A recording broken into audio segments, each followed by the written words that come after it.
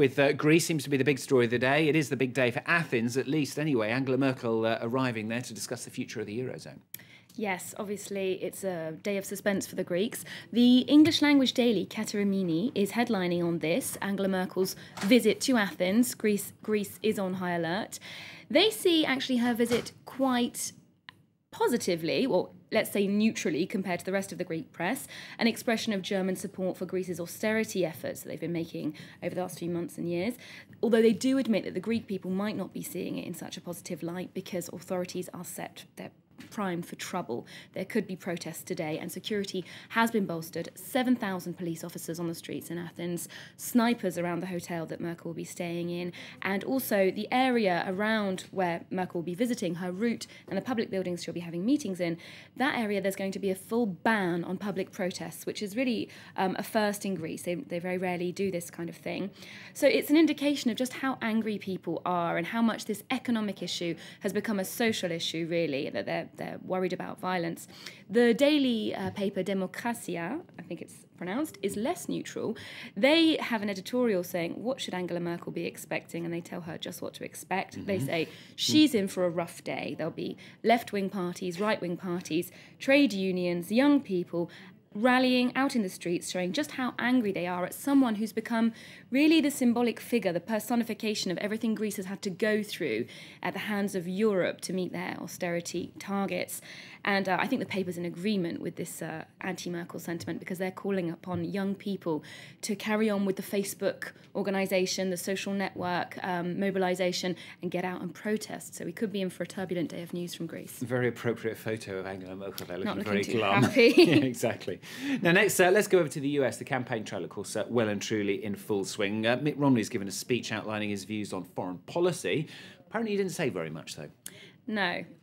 He's been accused of being too vague. The political website Politico gave a blow-by-blow account of everything that he said, and they say that despite plenty of fighting talk, a very decisive tone, he was lacking in content and he just wasn't very clear.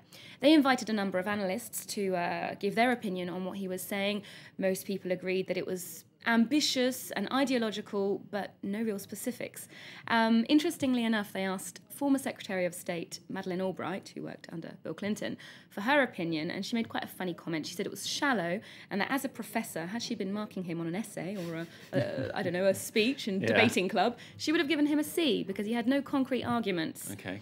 And, at least it's a pass, I suppose. Well, it is a pass. I'm not sure it is in America. Other analysts, of course, pointed out that he had conflicting ideas when it came to supporting America's allies and also pushing for democracy, because some of America's allies don't prone democracy as a form of governance. And looking at the European press, The Guardian had an interesting take on the speech, actually, saying that his foreign policy is basically the same as Obama's. It's just the rhetoric that's different. So it's just style. The substance is fundamentally very similar. They say that if the leader in the White House does change come November, foreign policy would only shift by about 10 degrees from one direction to the other. So there's nothing huge. They share the same ideas on Afghanistan, for example, a handover to Afghan power in 2014, and this two-state solution, which they both prone for the Israeli-Palestinian problem. So really, nothing very new there. Sure. Okay. And finally, we've got a bit of an unexpected drug haul. This is in the sleepy home counties just around London in the UK. Yes. An elderly couple in Bedfordshire were very surprised to find a huge cannabis plant growing in their garden. Now, I promise they did not know it was cannabis. Yeah. They bought the sapling from a car boot sale, like an outdoor market. Yeah. They wanted some shrubbery for their garden. Suspicions were aroused, and the police had to come and seize it.